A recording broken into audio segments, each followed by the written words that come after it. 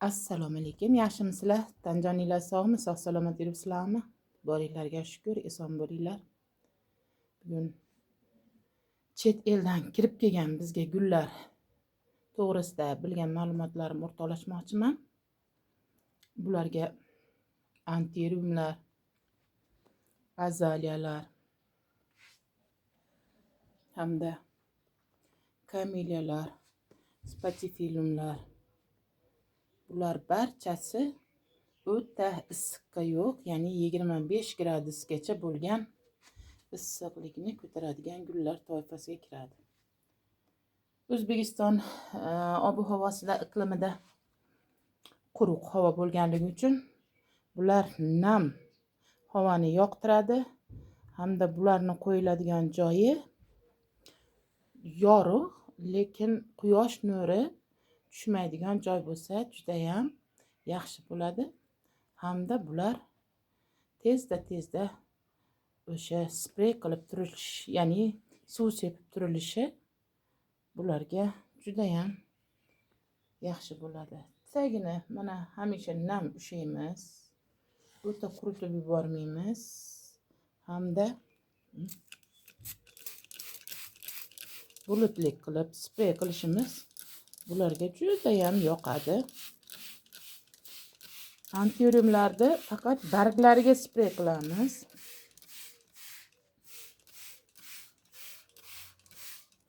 Bularni gullariga suv tekkizmaymiz. Mana bular ochilib bo'lganlari, uzoq vaqt turganlari. Endi ular 1-2 kundan keyin qirqib olib tashlayman. Yana ham rangi o'zgarib ketyapti. Mana shunday qilib mana spreyda nam yetkazib berib turamiz. Agar uyda bo'lgan holatimizda ko'proq 2-3 mahal sprey qilsak, yozda iloji boricha salqinroq joyga, yorug' lekin salqinroq joyga qo'ysak, muzeyroq joyga, gullarimiz hamisha yayrab, yashnab turaveradi. Mana ko'rib turibsizlar, bugun 20-aprel bo'lishiga qaramay, azaliyalar juda ham chiroyli holatda. Mana g'unchalari yana ochilishni boshladi.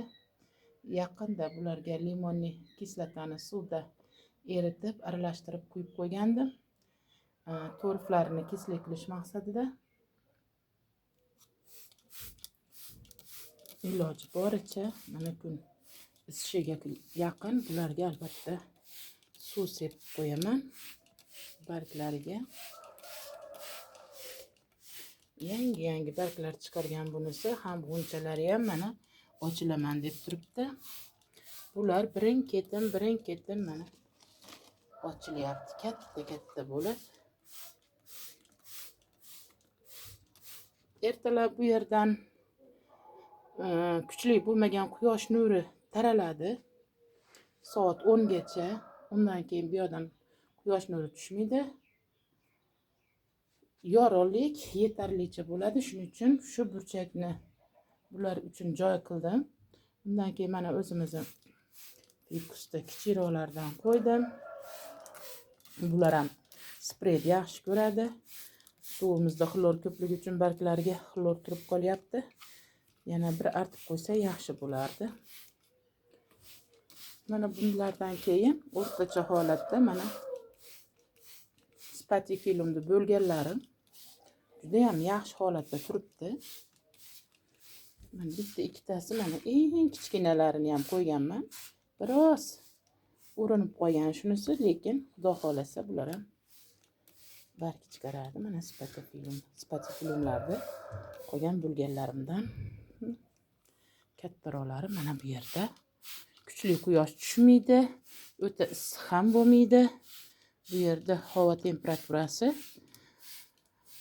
25-30 yozda bo'lishi mumkin. Hozir 20 gradusgacha bo'ladi. Mana buni ham bo'lganman. Anteriumlarni ham bo'lib chiqqanman.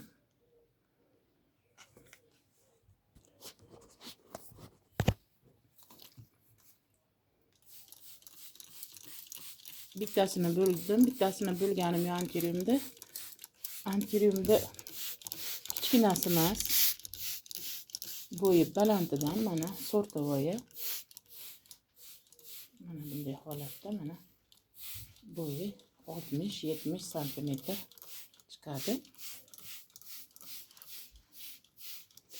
Mana shunday sprey qilsak, bularga juda ham foyda. Oyna yuvishda ishlatiladigan gellarimiz, suyuqliklarimiz tugagandan keyin idishlarni tashlab yubormanglar. Mana ko'ryapsizlar. Juda ham qulay. Suv sepish uchun, ayniqsa spreyni yaxshi ko'radiganlarga juda ham qulay. Yaxshigina suv sig'adi. Undan keyin mana korolevskiy pelargoniyalarimizga tushdan keyin kechga yaqin biroz yengil quyosh nuri tushadi. Kuni bilan yorug'lik yetarli bo'ladi. Bularni ham ko'rishinglar mumkin. Juda ham chiroyli holatda.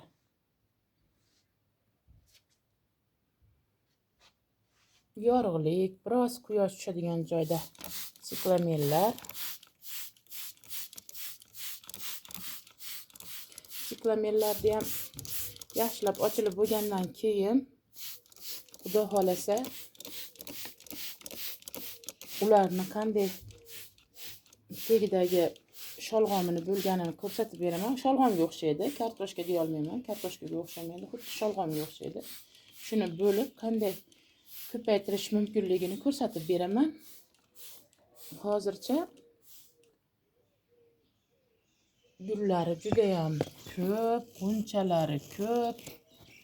Hali beri juda uzoq ochiladi mana. Vaqtda oziqalarni berib tursak, ularda juda ham g'unchasi ko'p.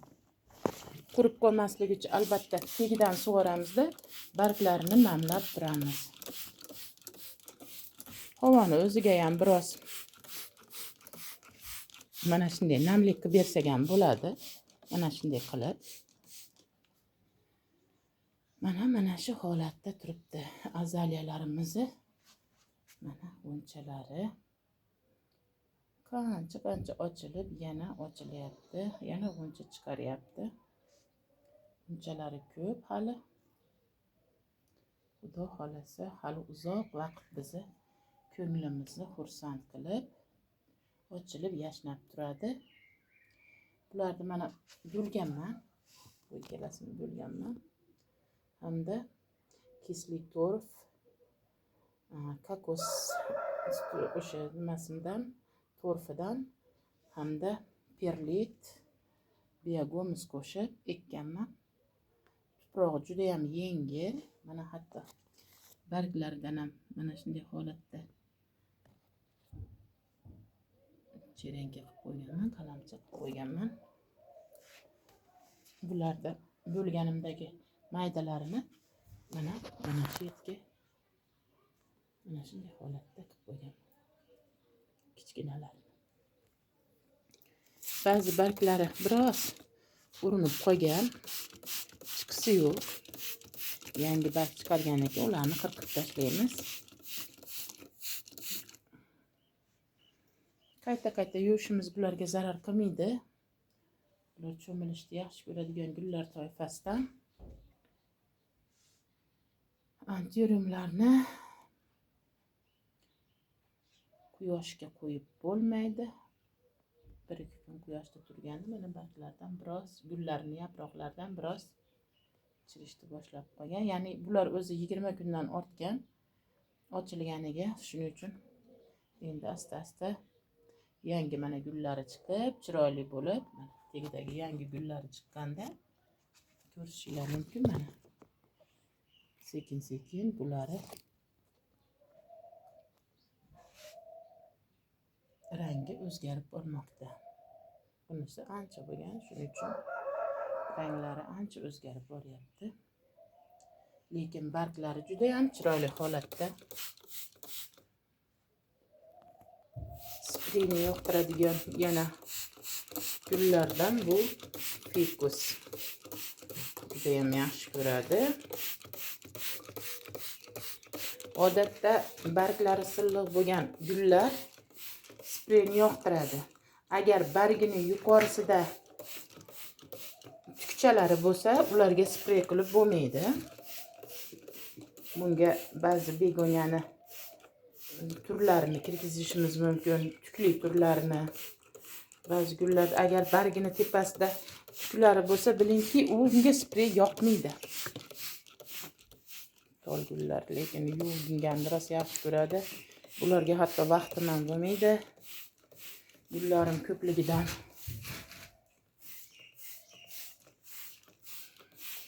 Teksti vayenli turlari, ranglar, vayenli ranglar deb qo'yishadi. Chiroyli.